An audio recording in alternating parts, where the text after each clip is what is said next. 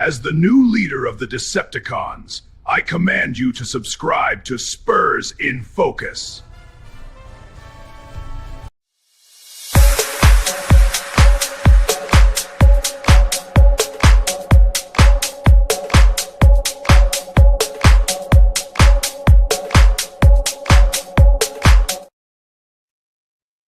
Your San Antonio Spurs picked up a Game 3 win, regained home court advantage. That's right. Yeah, Rudy's clapping.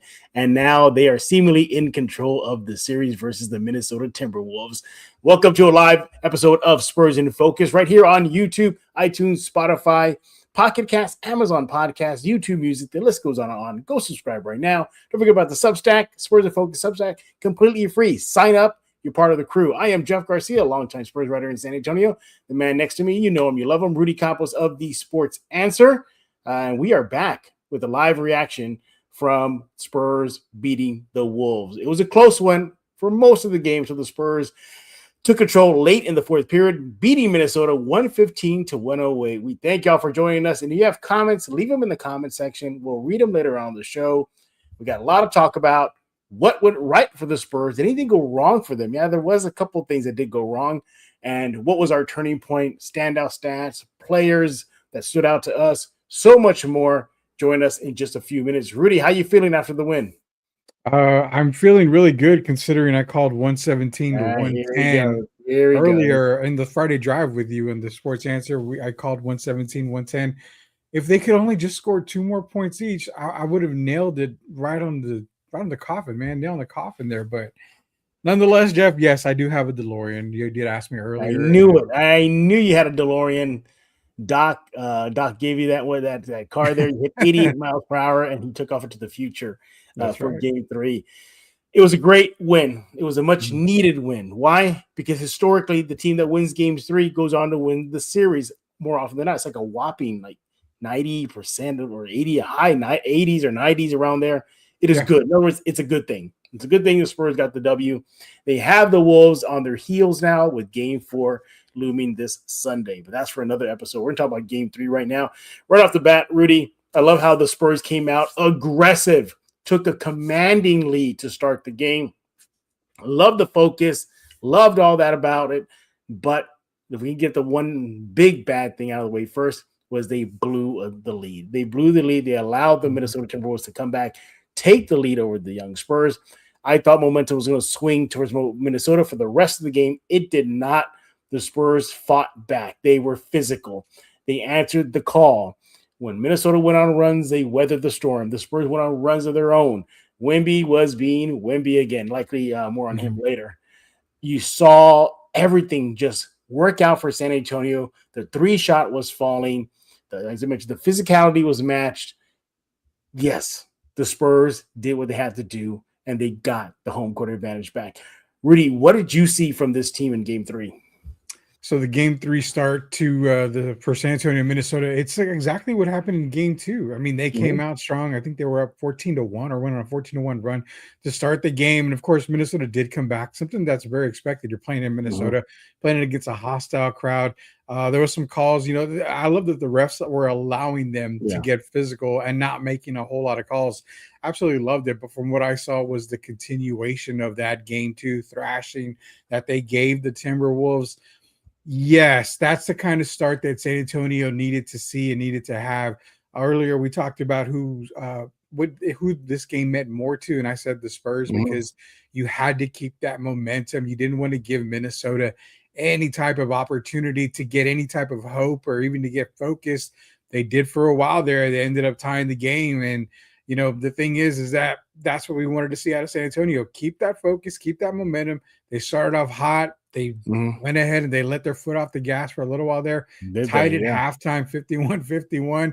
But again, that second half, we used to hate that third quarter. But, man, that third quarter is becoming our best friend lately, isn't it? Well, yeah, it was. But, if they had a 15-point lead in the first half and they blew that. I even texted you about that. I said they blew a lead and, you were like, oh, like, really? Like that bad? Yeah, 15-point lead gone just like that. And again, even though the Spurs took a punch and saw their double-figure lead go away, they never wilted. They never wilt. They didn't wilt at all. They held their heads high. They came out with aggression. Yeah, as you mentioned, it was tied 51 at half. And look at some of the halftime stats here.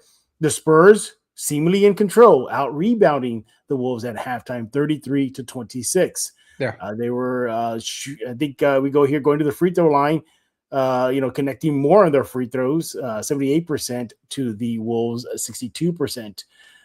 Everything was going right for the Spurs. Everything was going right for the Spurs. Less fouls than Minnesota at half. Second chance points well in favor of the Spurs. But again, you saw a lot of mental mistakes, some turnovers. More on that later. The Spurs had 8 turnovers at half, and that got corrected pretty fast in the second half, and especially in the fourth period. But you go to the second half where the Spurs took over the game late in the fourth period. 64-57. The Spurs with the advantage in the second half. Out rebounded the Wolves 22-21. All in all, it was just a great effort. And what I liked about it too was that your star took over. You had Wembanyama be the franchise player, from 3-pointers to the defense, being aggressive in the lane, scoring at the basket, taking the physicality. Mitch Johnson said that he felt that Wemby did a great job handling Minnesota's physicality because they were being physical with him. Even during the game, the commentators said, if you look at Wemby's arms, they're banged up, bruised, and scratched. Minnesota was doing everything they can to try to slow him down, but he fought through that. Second half, in my opinion, was just all Wemby. Wemby really took control and put the team on his shoulders. In the second half alone, 23 points, 6 rebounds, 1 assist. He did that all in 20 minutes. That is amazing.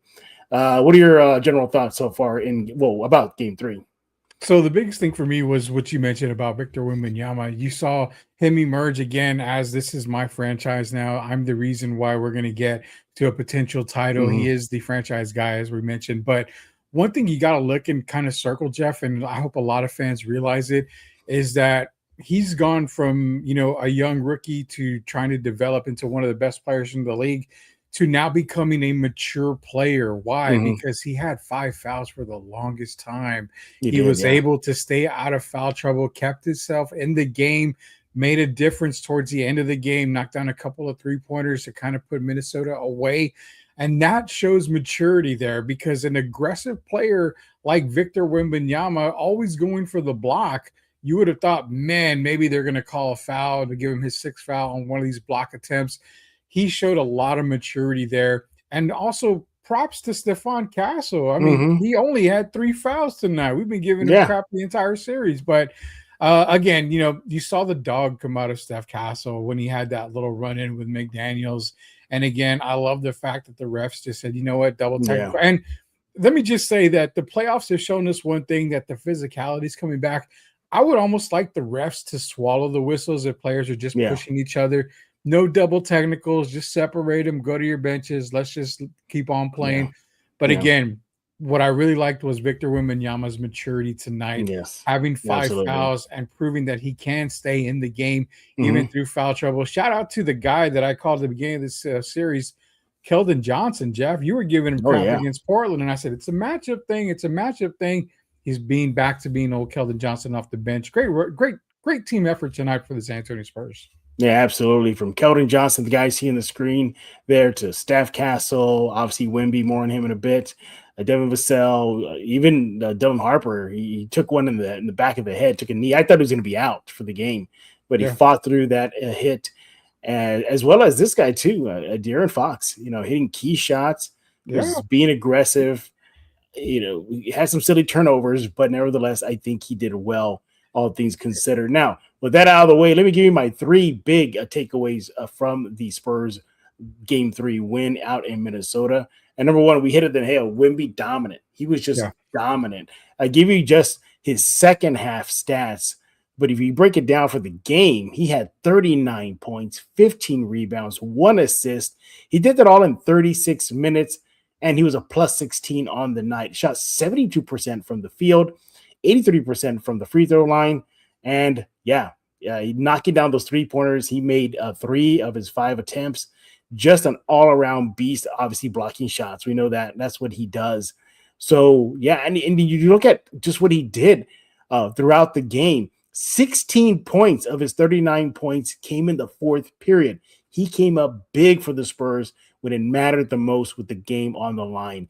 Continuing there, we talk about turnovers. The Spurs had 0 turnovers in the fourth period, Rudy. They had none. That is huge. Playing smart, valuing the ball, valuing possessions. You got to love that. That's the second biggest takeaway from me. And also, 30-second chance points for the game. They really took that big advantage that the Minnesota Timberwolves have been having, at least so far through the first 2 games, and they just owned it. You're looking at, just second chance points here, as I mentioned, 30-12 in the Spurs' favor. Actually, excuse me, let me redo that again. The Spurs had 12 second chance points, excuse me. But nevertheless, I like that they were able to not get blown out in that department. They were able to hold their own. Rudy, I look at this team here and what the Spurs did. It feels like the Spurs took the Wolves' best punch in the series so far, and they're still standing. Your thoughts? Yeah, absolutely. They're looking at a Spurs team that should be 3-0 right now against Minnesota, if not, for that first game debacle where just saw a couple of stars struggling. But yeah, seems like Minnesota threw everything they had at them in this game. And we kind of figured that. We kind of figured after that embarrassing loss in San Antonio that the Timberwolves were going to come out. We said Chris Finch was going to make adjustments. As mentioned on this Friday drive with you, Jeff, earlier, I said, look for De'Aaron Fox to struggle at the beginning of the game because they were going to make some adjustments. He had 6 points at halftime, but then we did say he was going to bounce back in the second half, and he ended up the game with 17 points. So again, 11 points in that second half. That's what we expected from Minnesota. We expected them to come out to fight, to make it a tough game because they did not want to lose home court. They did just that, but you know what? San Antonio at the end shows why they are the second best team in the league, probably the best team in the league now that we're thinking about it. They're getting battle tested left and right. Minnesota, just like Portland, is playing physical. It's getting San Antonio ready for the rest of the playoffs. Minnesota came out. They came out swinging. They got a knockout punch when they tied it at 51-51. They did. Spurs got back up before the 10 count. And guess what? They came out the victory 115-108. Yeah. Minnesota, I think, is safe to say maybe they're kind of deflated now. They did look a little deflated. I mean, this was the best game that Ant Edwards has had in the series. Exactly. And the Spurs were able to weather that storm. Rudy Gobert, for his standards, was playing pretty well and offensively too. I never thought I'd say that, but he was doing really well. He even blocked Wemby's shot once during the game. Yeah. So it felt like the Spurs took the Wolves' best punch so far in this series, and they're still standing. But I also want to highlight this. Let's get to the clutch moments. Again, this was a back and forth game. This was a punch for punch slugfest, at least for a good chunk of the game until the late fourth period where the Spurs kind of took control of the game. Yeah. But in the clutch moment, late in the fourth period, Rudy, they outscored the Wolves 10-0 in the clutch time situation. Yeah. They out-rebounded the Wolves in clutch time 2-0. Yeah. They had 2 assists in clutch time. The Wolves had none. And they made all their shots in the clutch time, 3 of 3 from the field, while the Wolves went 0 of 2. They took control of the game when it mattered the most. I agree with Mitch Johnson, what he said after the game. This team continues to show growth, and to me, what they did in the clutch time is a big leap in growing and developing in the right direction. Your thoughts? Absolutely, man. I mean, Mitch is completely correct on that when he says that the growth and development of this team it's proving that this team is that good, man. I mean, you always hear about the young, the youngsters and the immaturity, and maybe they don't have enough playoff experience. For whatever reason, no playoff experience Spurs feels like they're like this 10-year veteran type team. Right, yeah. And let's circle the obvious, man, because as great as these players are playing, there's one big reason why, and I'm going to bring it up again to you and see if you agree with it. If this coaching staff was not assembled, you may not see this kind of team. Interesting. The perfect staff under Coach Mitch Johnson for his first year. And again, you got to give him props, man. Every player in this system has played under a pop system previously, just about. you see the difference between night and day. And it's not a knock on Popovich at all. Love Coach Pop. But sometimes different coaches get better out of their players than a previous coach did. And you're seeing that from Coach Mitch Johnson. You see Sean Sweeney on the sidelines giving direction on the defensive side of the ball. This team is a completely different 180-degree turnaround team. And you got to start it with the coach, man. They're doing a fantastic job. They're making the correct adjustments in the playoffs. You saw them come back from Portland, down 15, down 17 to win those games.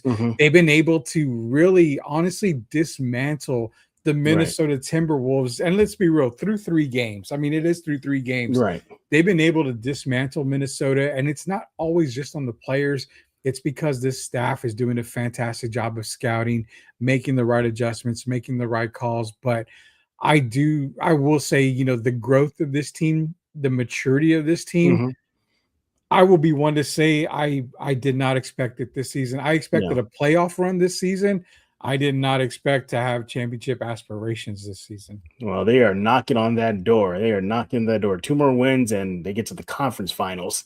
Yeah, we'll see about that. But before we continue here, I gotta talk about this too, and I think this gets highlighted through the stats here. Sure, is just how much they trust one another. So for the game now, we're talking about the overall game stats in Game 3, right? The Spurs recorded more assists than the Wolves, 26-22. Okay, fine. You're thinking right now, Jeff, okay, Big Wolf, 4 more assists. But check this out, though. The Spurs, they had a 67% assist percentage. And guess what? Points made off assists. So when they're passing the ball around, finding the guy, they scored 64 points off assisted points. That's huge. That tells me, yes, Wemby dominated, but he can pass out. He can trust his teammates to make the shot. We saw Champagnie hit some key threes late in the game. Same thing with De'Aaron Fox. Same thing with Dylan Harper. I love that stat. That just tells me that this team trusts one another. Your thoughts? Do you remember the so-called beautiful game that the Spurs used to play? Move the ball around, and that's kind of what we're seeing with San Antonio. They're not looking for their best player, Jeff. They're looking for their best available shot, and that's what they're getting.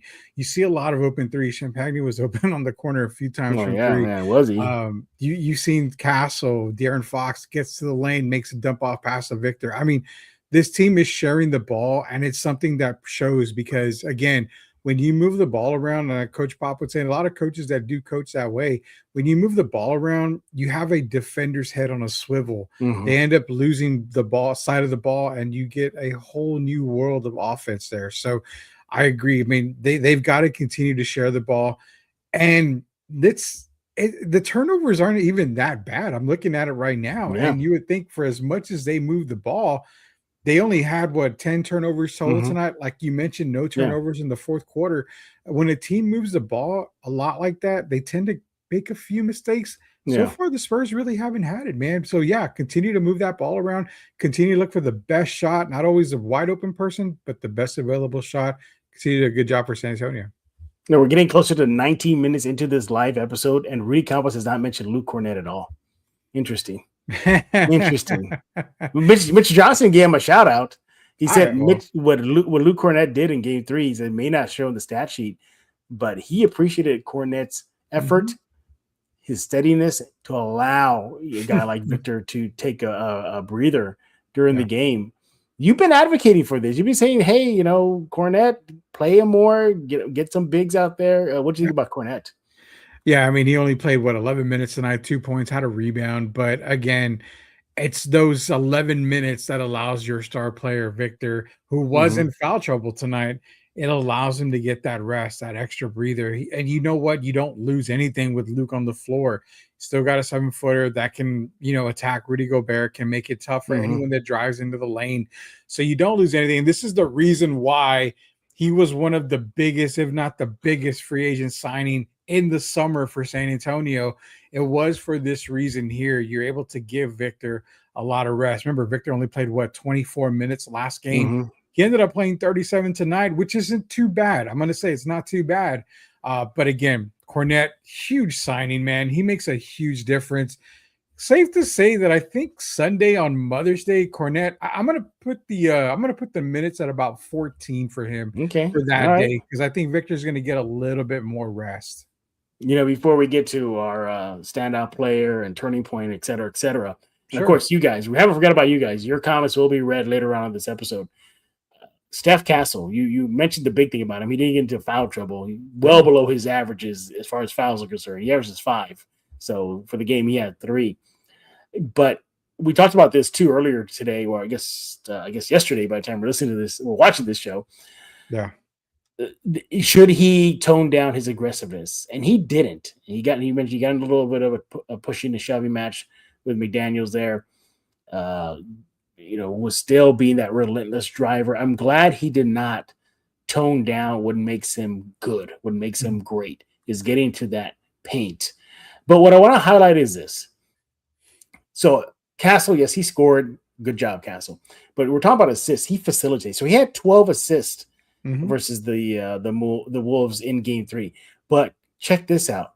Of those 12 assists that he passed to, that generated 29 points for the Spurs. Rudy, your thoughts? Yeah, I mean, all season long, Stephon Castle's probably been one of the best assist guys on San Antonio, along with De'Aaron Fox. But it kind of shows the dynamic that Stephon brings to the game because you look at him and you feel maybe he's Victor's secondhand man. He can get 20, 25 points a game if he really wanted to. But he's also a facilitator, which is so deadly because now you've got a Fox Castle, a Harper Castle backcourt. All 3 guys can make that extra pass, can make the correct pass. Stephon's making it easier for his teammates like Devin Vassell and Julian Champagny. Once he gets rolling, scores a few points, they've got to keep their eye on Stephon Castle at all times. So what does that do? When he gets the ball, someone's going to be open, and that's what he's doing. He's finding the right guy.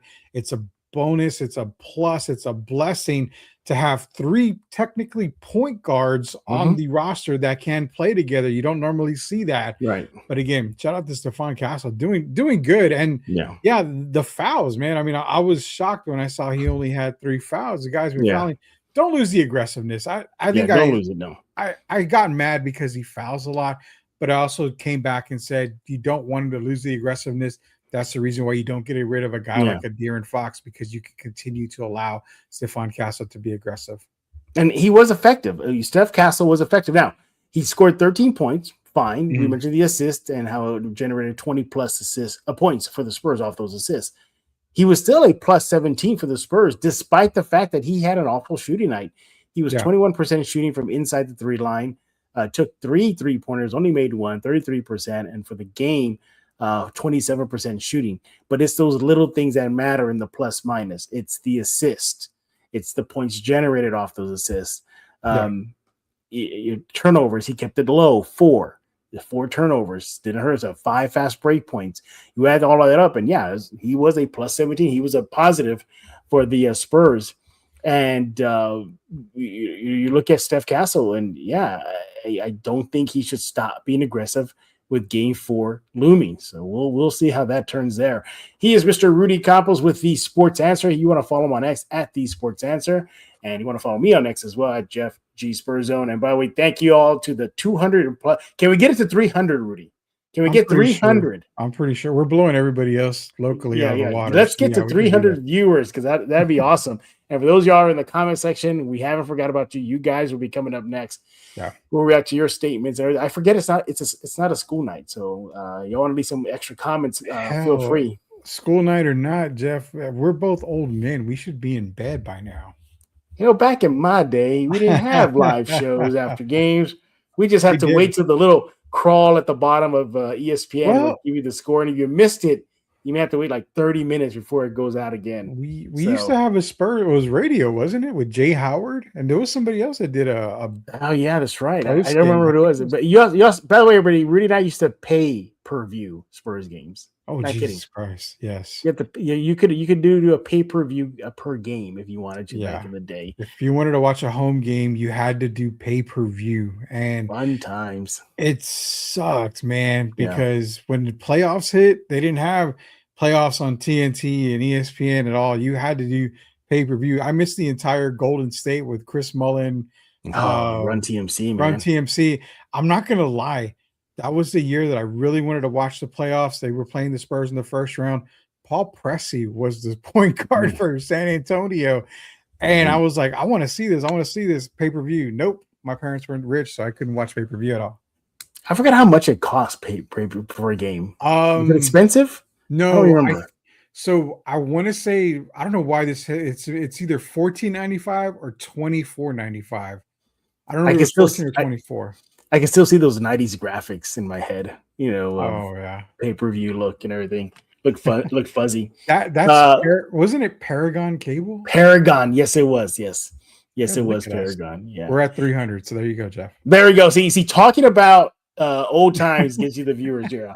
Thank y'all for the 300 plus now. They're tuning into this live episode of Spurs in Focus, reacting to the Spurs' big Game 3 win, 115-108 over the Minnesota Timberwolves. They now lead in the series 2-1, regain home court advantage. Game 4 is this Sunday, absolutely. Mother's Day. Hopefully they can give all Spurs fans that are moms a nice gift and have a stranglehold on the series. But let's not get too ahead of ourselves right now.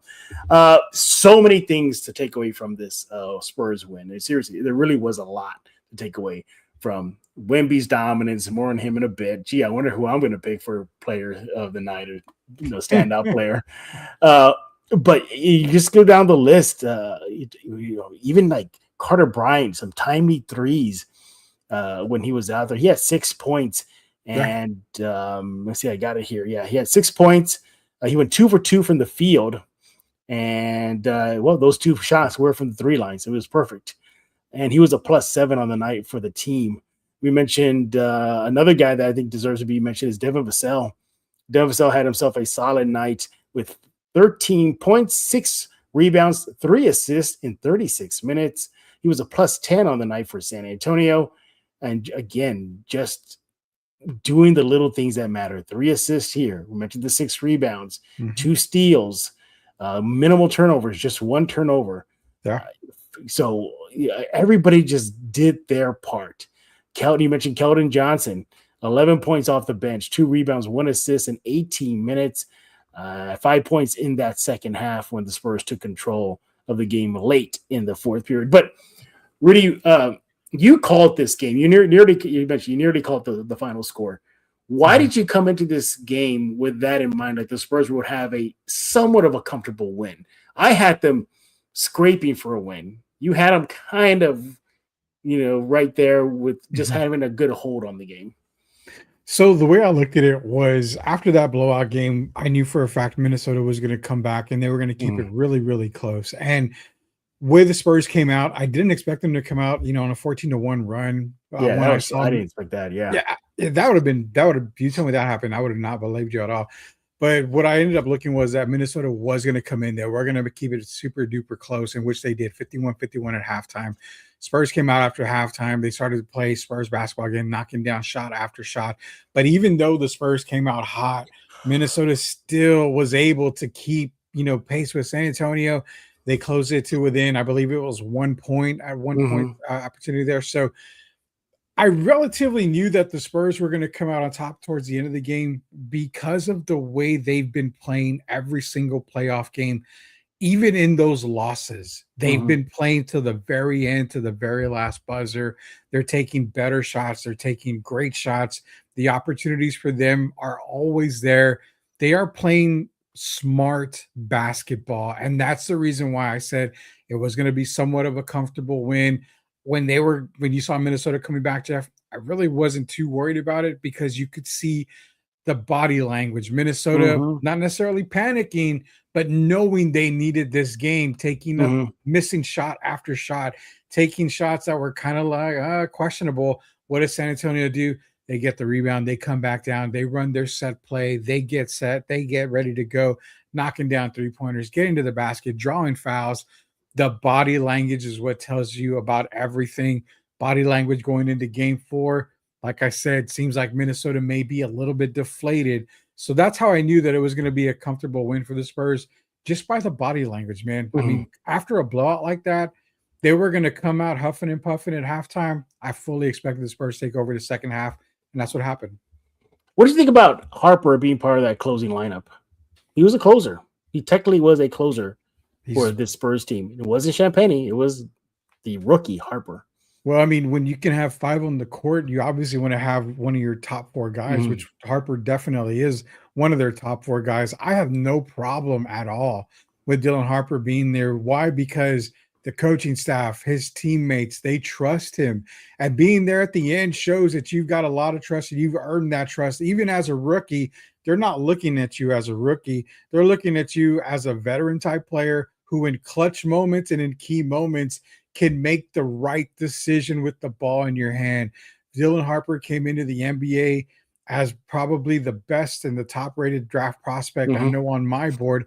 Reason being, man, he's a very smart basketball player, very high IQ, knows what to do with the basketball, is very careful. That's why he was out there in the fourth quarter. Yeah, exactly. And you look at the Spurs' best lineup as far as the plus-minus is concerned. In that final frame, it was Wembanyama, Vassell, Castle, and then there it is. There's Harper. He's there. That unit was a +5 when they were out there. But it's interesting. It's not Barnes. It's not a guy like a veteran that'll do the smart thing. No, it's that guy you see on your screen. He's part of that crew there. All right. I see the comments coming in. We're gonna get to it, but it's time to break down this game a little bit with a little more finer comb here. And let's start off. I always have this game with Rudy. Right? He knows what the categories are, but he doesn't know what order I'm going to go in. So, Rudy, do you want to pick the category, or do you want me to surprise you? It's a game that we play. It's kind of our tradition. So you surprise me. You know what? See what the fans say. Well, fans, should I drop this on him? Who is his play? The standout stat, the standout player, or the turning point? You want to leave a comment in there? We'll get a great game. All right. Well, I guess I can work with that. Nope. Do I see any there? No. Okay, then I'm going to take control then. You take control. I'm going to take control. I gave you a chance there, everybody. I gave you a chance. Let's throw this towards Mr. Rudy Campos.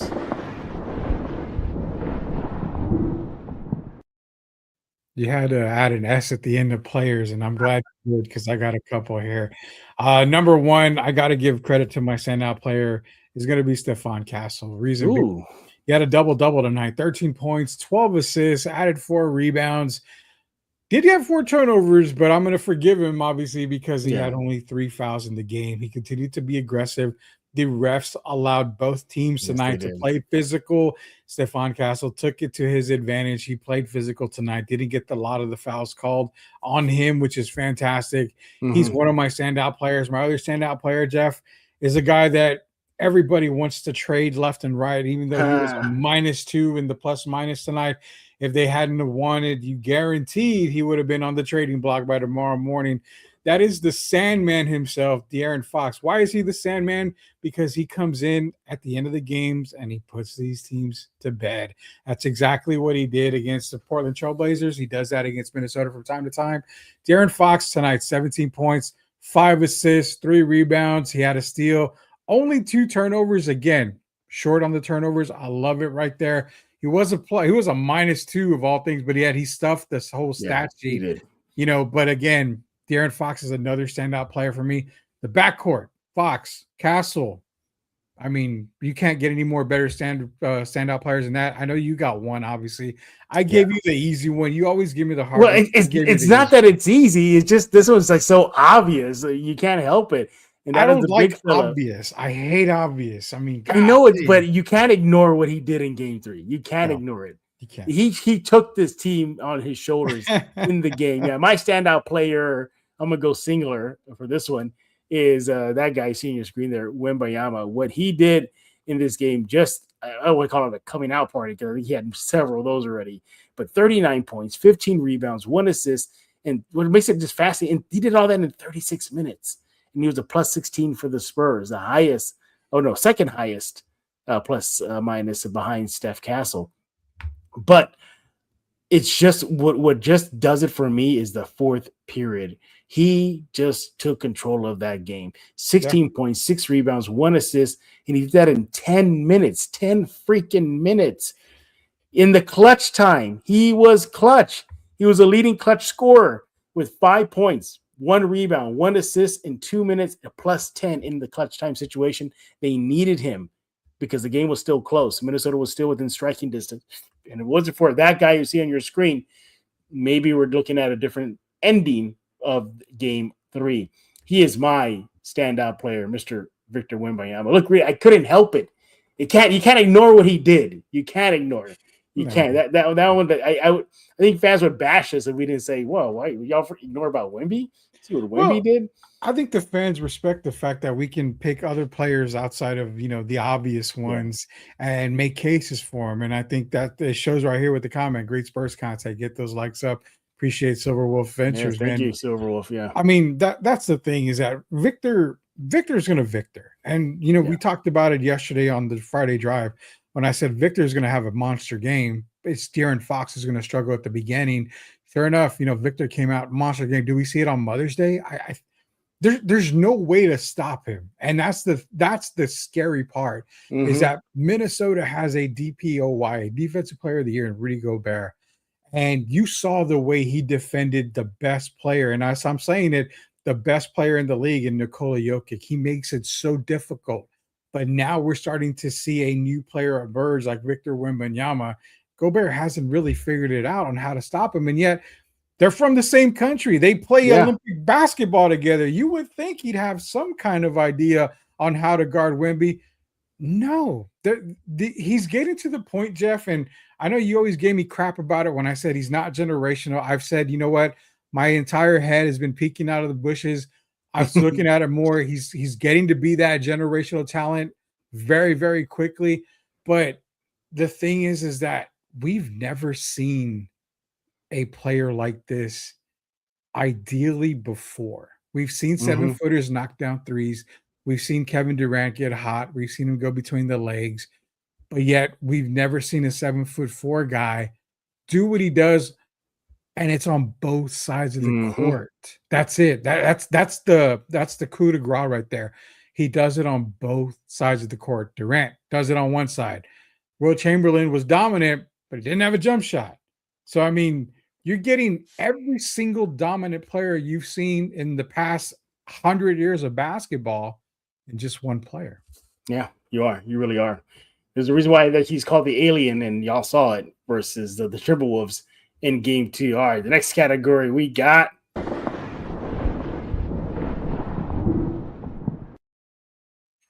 Oh, man, standout stats. There's 2 of them for me right here. Take it away. They kept the Timberwolves under 10 points on the fast break. They were able to beat them 13-7 on fast break, a stat that they've been dominating, against Minnesota. Even in game 1, they dominated Minnesota on the fast break stats.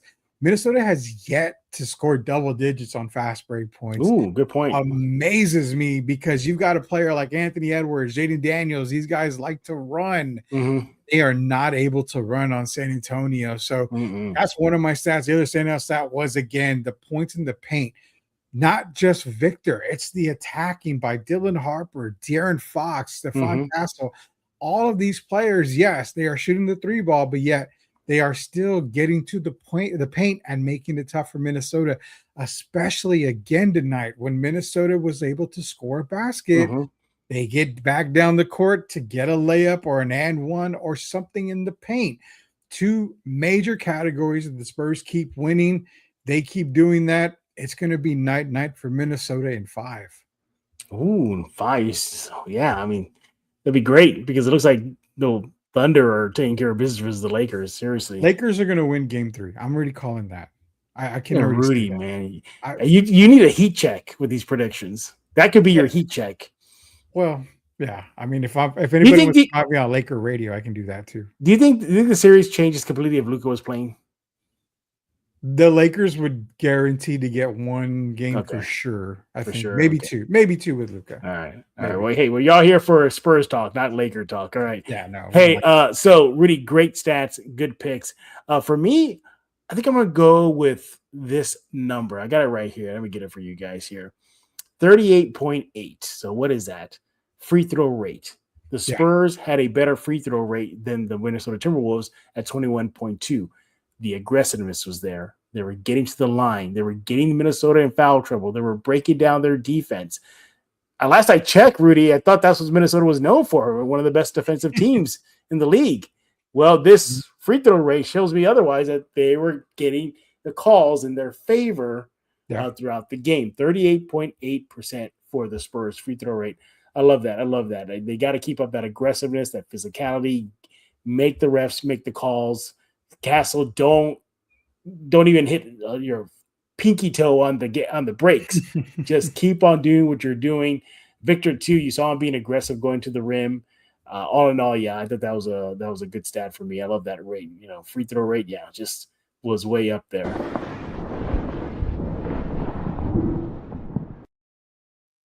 Well, turning point of the game, Jeff. I'm going to say that this is a question that you and I both answered.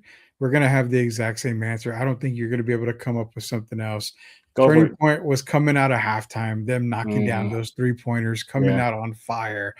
No starter had a 3-point made in the first half. What happens? They come out in the second half, and every starter knocks down a 3-point shot. So that is a definite turning point of the game. Tied 51-51 going into the locker room. Minnesota feeling good because they hit buzzer beaters in the first 2 quarters. Hey, came back in the third quarter. They thought, okay, we can contend. No, they ended up pretending and not contending when it came to the third quarter. The Spurs came out hot, Jeff. That is the turning point of the game. That's when it just went bonkers and haywire in Minnesota. I did not see tears on Timberwolves fans because they know there's a game 4, but there was a lot of sniffles in that crowd there because of the start that the Spurs had in game 3 of the third quarter of game 3. That's my turning point. Shocking, Rudy. I do have a different turning point than you do. No, that's a great one. That's a great one though. That's a really, really good one. But I'm going to go late in the fourth period. Okay. With about 4 minutes and 23 seconds left. The score was 102-100 Spurs. All right. Okay. But from that moment on, the Spurs go on a +6 run, an 11-5 run from pretty much the 4:23 moment of the period, the final frame, to about 26 seconds left. The score then becomes 113-105. In that run, that's where the Spurs took control. Wemby, 7 points. The Wolves go 2 for 7 from the field and only go 1 for 5 from the 3-point line. To me, that was a turning point. You would look at around the 6-minute point of the fourth quarter. It was still close. It was 99-98. The Spurs with a 1-point lead. About 4 minutes and 38 seconds left in the game. It was 102-100. Spurs with the lead. Slim lead. But that run turned the whole game. Victor was being Victor. Put the team on his shoulders. I'm going to go with that. The fourth quarter run to seal the deal. Thanks to that guy you see on your screen right now, Victor Wembanyama, and the rest of the crew there. But what a game, everybody. What a game. Absolutely. 2-1 series lead. Rudy, what are the fans talking about right now? So we got a lot of comments in. A great question came up, and this is from Matt Silverwolf Ventures. He says, is Minnesota a tougher team than OKC for the Spurs? That is an absolute good question. Brilliant question. Now, let me rewind the clock here a little bit and said that, before the playoffs started this year, I said your NBA champion was going to come in that part of the bracket, which was Minnesota, Denver, San Antonio, Portland, not so much. But those 3 teams, your NBA champion was going to come out of. You saw the way the Spurs played OKC in the regular season. It wasn't false. It wasn't a false narrative. It wasn't something that was like, it's just regular season. No, they put the beating on OKC, even during a close game. They still were managed to able to control OKC. If SGA was getting his, nobody else were getting theirs. The Spurs know how to tame Oklahoma City, and that is why I'm saying easily Minnesota is the toughest team. The Spurs have the toughest path to the NBA Finals coming out of the Western Conference. You see what OKC is doing. OKC, they're playing against teams that aren't really technically playoff teams. Let's be real. OKC, no. San Antonio, yes. Minnesota, San Antonio, that is preparing them for the next round. Should they get there against OKC? Yeah, I think Minnesota's the tougher team. That is a great question. And something I'm going to let you know now, Silver. I'm probably going to use it for an upcoming episode of Spurs in Focus. Should the Spurs survive this series? Yeah, that's a fantastic question. I'm gonna have to say because they present the OKC is not as physical as Minnesota can be. The only thing I don't know. Do you want to add the refs in as well on the Oklahoma City side, because that could be a huge part there. That could be a tough Oklahoma City if the whistles go their way all the freaking time. But yeah. but We'll outside see. of that stupid thing, no, I think the Spurs. It feels like the Spurs were almost built for the OKC Thunder. I mean, to just take them on, and we saw in the regular season, even in the one loss, it was just one loss. They went on 5 times and they beat them 4. That's your defending NBA champs there. But good question. All right, what else is everybody talking about? We've also got Oberyn in here. He did mention that it was a great game. Yes, it was. Everyone back in here. He plays defense. He plays defense very well. Can score as well as Castle times. I'm not sure who he was talking about there. Yeah. Also says "Go Spurs, go." Good. Your buddy. I don't know how to say that. I'm not going to say that right now. It's Quapt. Oh, Quapt. You're still here again. It's Kobe wears a pink. The T is what I don't remember. Trousers. I don't remember. Maybe go ahead. I don't know. Or maybe a pink brothers. T-shirt. Yeah. Tony Brothers, basically talking about Tony Brothers. He really did let them play tonight. He did. By the way, was Brothers and Finch going to throw? I was hoping so. So good thing you brought that up. When they called timeout, a Timberwolves player put his hand on Tony Brothers and pushed him back. I thought that was attack. You're not supposed to. Should have, unless it was trying to calm him down. You know, it could have been. It could have been a calm down thing. I just kind of looked at it like I don't know how. Let's be man. Honestly, how did Chris Finch not get a technical there? I was saying the same thing. How did he not get thrown out? Well, thrown out, you don't throw him out, but how do you not get a tech there? I mean, brother, when you see Tony Brothers that pissed off, you're probably going to get a technical. And I don't know how he did it. Imagine what he must have told Brothers to get him that or fired up. I think what it was he was trying to call timeout. Tony didn't give him the timeout, so he had to run to half court, and that's when he started yelling at him. I tried to call effing timeout. You didn't give me the timeout, yada yada. So Tony Brothers is basically, I did not see you. I did not hear you. They were going back and forth. That's a whole probably Spurs and focus there. Mario's back in here. Yeah. The small ball philosophy might come back to bite them. Going with smaller, quicker players works if they all commit to it. Playing Cornetta Wemby will prevent the Wolves getting offensive boards. Now, that's a good question and a good point, because we talked about it in the last time we went live, where we did see a Cornette and Wemby trio, or a duo basically, for a little while there. My thing on this with Mario is, I'll say this and I'll let Jeff get to it, is the Spurs necessarily aren't getting beat on the boards. So I wouldn't worry too much about a Cornette Wemby unless they are getting out rebounded. I can see that. I see that lineup maybe for OKC when they have Hardenstein and Chaff in there.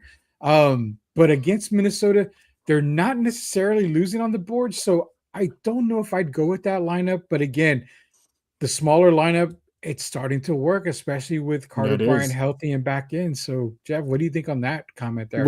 Well, we saw it work. The small ball work in the Portland series. Remember, Splitter came out after a game, after their win, saying, well, yeah, they don't have Wemby, at least for that one game. We're just going to go big, and they go small. We can outscore them. He literally said that.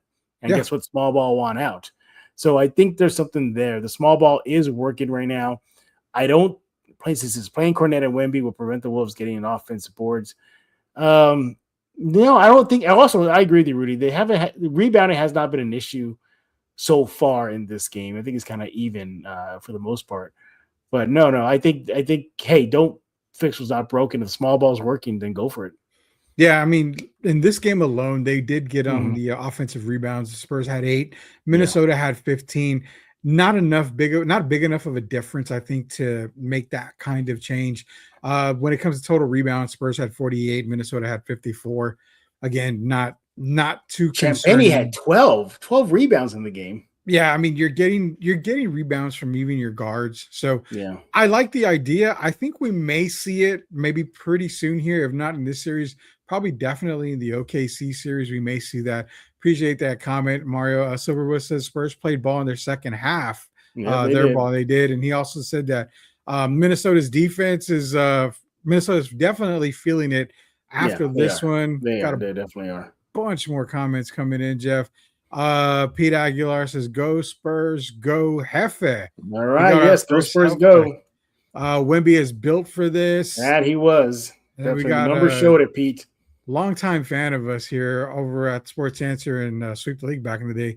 Darth Odium says Tony Brothers is not making a lot of calls tonight. They even called out the commentaries even got called out. And that's what we said. They were letting him play physical. Yeah, they really were. I loved it. I loved they were playing Mike Tirico and Reggie Miller on this call Sunday night on NBC. Thank you, Tim, for that.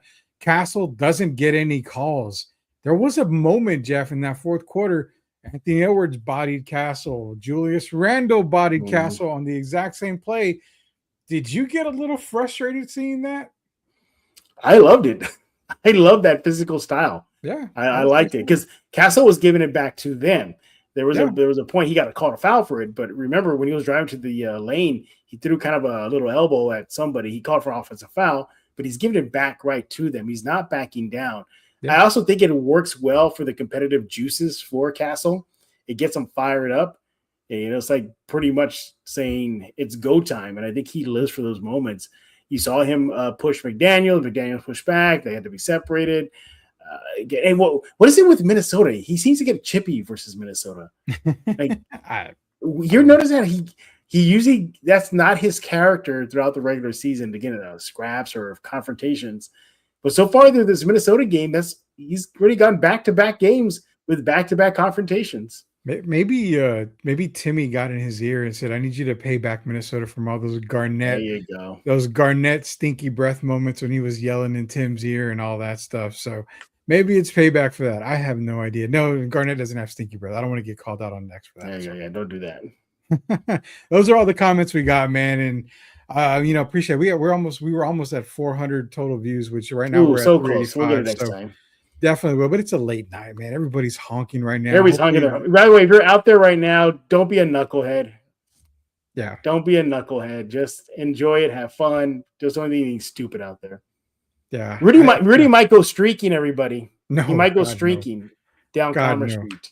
God, no. I no. I don't have the body to go streaking, and I don't want to blind anybody, for seeing anything that they're not supposed to. Your streak moment is the reason why they shut it down completely. Yes. Not lighting streets on fire or flipping cars over. Rudy Campos decided to show everybody his birthday suit for a Spurs win. Last time I went streaking was when COVID was around and nobody was in the streets, so nobody could see me. So last time I was streaking was I came out of my mom's womb. That was about it. Hey, you want an update? You want an update? Yeah. Darth, they are shooting in my hood.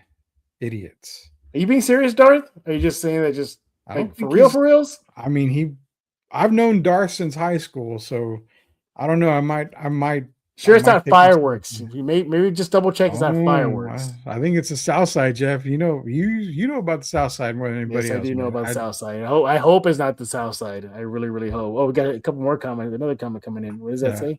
And tell Adam Silver to put the games on NBC instead of Prime Video. I don't know. Yeah. I mean, by the way, good news about the next game. It's early. Everybody, it's 6:30. So I thought it was at 4. I thought it was at 4. Yep, there you go. Let me double check. Maybe I got the. No, it's at 6:30. But originally I thought it was at 4. But yeah, he lives on the west side where I used to live. Shout out to Calabria and General McMullen. He says, yeah, they're shooting. Rudy, go tell your people to calm down. I moved away from that area a long time ago, Jeff. I'm not going to go back. Don't go back right now. That's a bad idea. You can take the boy out of the hood. You can't take the hood out of the boy. So I'm not definitely going to go back to that at all. Yeah, but look, a great game. Great game 3 for your San Antonio Spurs. They get the W. That's what matters in the end. 115-108. Mm-hmm. Spurs lead the series 2-1. Regain home court advantage. Now all the pressure's on Minnesota in game 4 on Mother's Day too. So go figure. By the way, if you're in San Antonio, the city of San Antonio is hosting its own watch party. For more information on that, you want to go to Spurs in Focus on Substack. Can't miss it. I have a picture of the Coyote on the Spurs court. Their city of San Antonio announces 2 free. They're free, everybody. They're free. Go check it out. Spurs in Focus. If you want to go hang out with your fellow Spurs fans, or maybe take mom out and check out the game with her for a while. So there's that as well. So go check it out. Again, if you're out right now in San Antonio celebrating, don't be dumb. All right. Don't be shooting. All right. That's it. Oh, well, Omar is clarifying just to make sure we got the right stuff here. Fireworks in the West Side, General McMullen Commerce, go Kennedy Rockets. Yeah, shout out to General McMullen, man. I'm a kid from the mean streets of General. I'm a kid from the mean streets of General McMullen and Culebra. So I lived right there down the street from St. Mary's. You know St. Mary's. I mean, come on. That was my hood for 4.5 years when I was at St. Mary's. You were down the street. I still what I would go to the Fred's Fish right there on Culebra at the corner. Fred's Fish next to the car wash. Next to the car wash, right? And then I remember I lived on campus, even though I lived in San Antonio.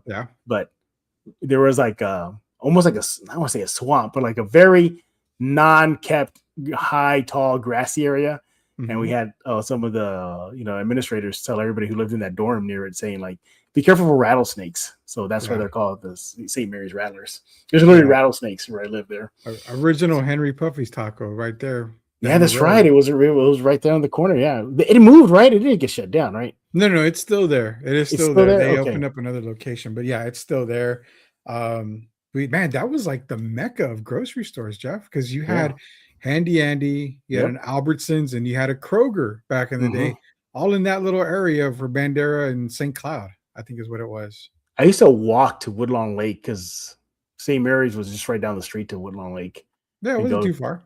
It wasn't too far. I would walk and just kind of chill out there and whatnot. We got a couple more comments. Okay, there we'll go. Okay. Somebody's reacted to shirtless Rudy. Rudy will run shirtless when Duke wins the national championship. Tim Gonzalez is a big Duke fan, and Tim knows I hate Duke so much. The reason to bring that up. I think the Wolves and OKC are both the same physicality. The difference is the refs let them play defense while they don't let their opponents do the same and make the team adjust to their D. And he does mention OKC is trash all around. So, yeah, a lot of comments. Yeah, good show, everybody. Good show. I'm purposely delaying because I want to see that number hit to 400, Rudy. I'm sorry.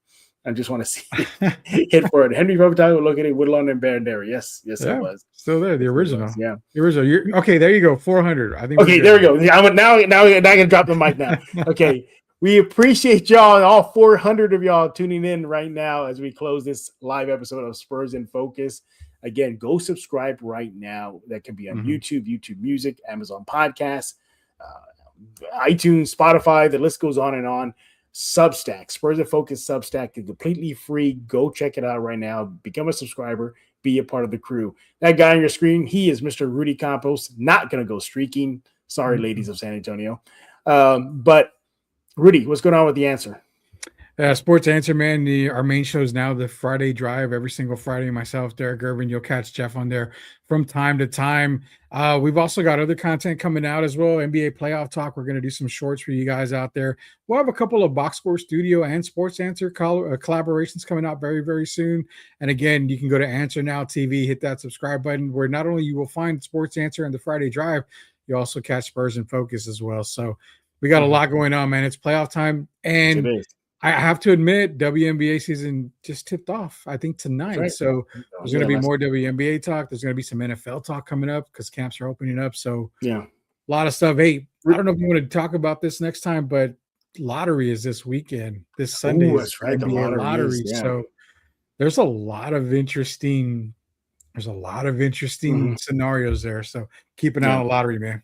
Yeah, don't forget, we'll probably do some SA Toros talk, but it'll probably be on Rudy's side of the field here. The pro team in San Antonio, the new pro team, just revised, is kicking off their season in just now 16 more days. Yeah. So apparently there's a party at Rudy's tonight, so everybody go to Rudy's house. Leave the guns at home, please. Yeah, leave the guns at home. All right. Well, that puts a wrap on this episode or live episode of Spurs in Focus. Again, subscribe. What are you waiting for? Go to YouTube, hit subscribe. Spurs in Focus Substack, go hit subscribe. Podcast, you can go to Apple, iTunes, Spotify. You know where to go. Go subscribe right now. Maybe we'll be back on Sunday, depending on the schedule. It is Mother's Day. But after the game is over, there's a chance that myself and Rudy might be live. If not, we'll have an episode for you ready to go on Monday to recap Game 4. Hopefully it's a 3-1 lead at that time, but we shall see. Crossing fingers. Before we let y'all go, happy Mother's Day to everybody. Make sure to go say hi to your mom. Don't forget to run her on Sunday. Yeah, even if it's a quick hello, call, spend some time with her. So again, happy Mother's Day to all the moms that could be listening.